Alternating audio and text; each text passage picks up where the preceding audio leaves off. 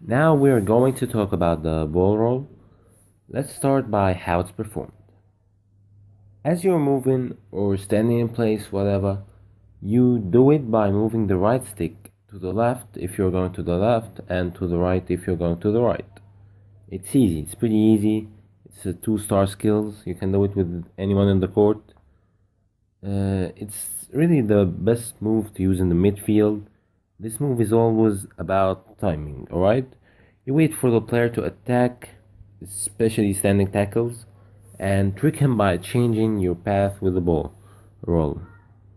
It's not easy, it will take time to master, but if you do it on the exact time the player attacks you, it will pretty trick him into going the other way. Practice time. Now I want you to go to the skill moves and to the dribbling.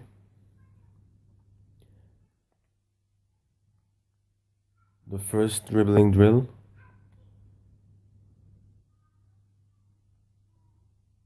No, this drill has no time, so you're free to do whatever you want.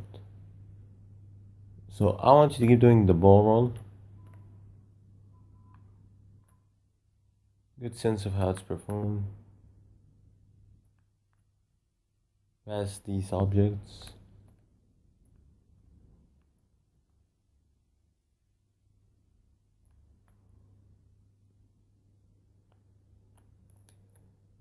And shoot, that's it.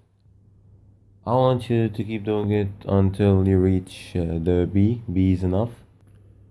And that's it.